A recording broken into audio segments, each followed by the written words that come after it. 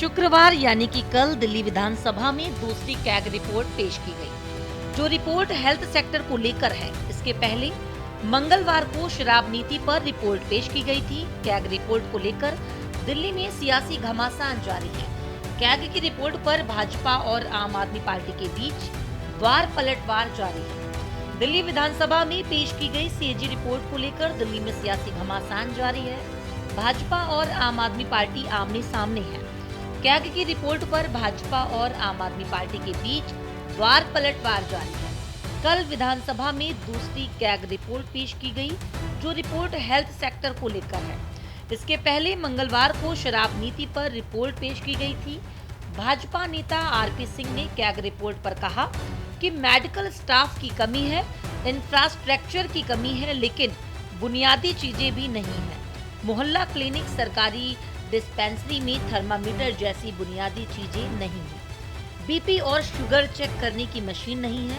ऐसा लगता है कि काम के नाम पर वे सिर्फ बड़ी बड़ी बातें करते रहे, मोहल्ला क्लिनिक का ढोल पीटते रहे और जमीन पर कुछ नहीं हुआ।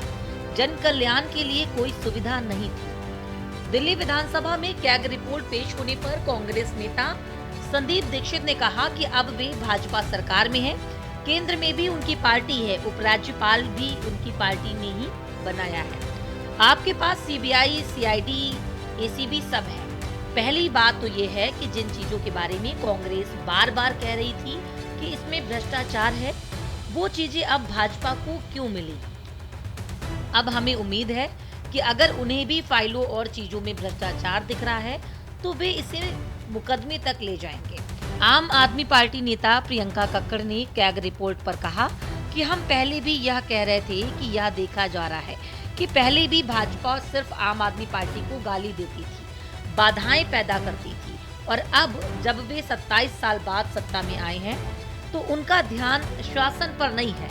वे आम आदमी पार्टी को गाली देना चाहते हैं। वे अभी भी दोषारोपण का खेल खेल रहे हैं। उन्होंने वादा किया था कि उनकी पहली कैबिनेट बैठक में हर महिला को 2500 रुपए देने का प्रस्ताव पारित किया जाएगा और इसकी पहली किस्त 8 मार्च को आएगी। मैं भाजपा से अनुरोध करती हूं कि अब जब आप सत्ता में हैं तो उसी तरह का व्यवहार करें और दिल्ली के लोगों से किए वादों को पूरा करने पर ध्यान दें। भाजपा विधायक सतीश उपाध्याय ने कहा कि मैं कल सदन में था। जिस प्रकार से आप सरकार ने 11 साल तक अराजकता में इस सदन को चलाया है, इस सरकार ने दिल्ली की गाढ़ी कमाई से एकत्र किए गए टैक्स से पैसे को अपनी विलासिता पर खर्च किया है।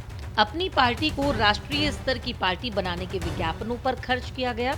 दिल्ली का पैसा लूटा, भ्रष्टाचार किया, जिसके कारण आज इनमें सदन में बैठकर अपने किए कारनामों को देखने की हिम्मत नहीं है। लेकिन अपने काले कारनामों को छिपाने के लिए ये बाबा साहेब अम्बेडकर और शहीद भगत सिंह के नाम को ढाल बना रहे हैं।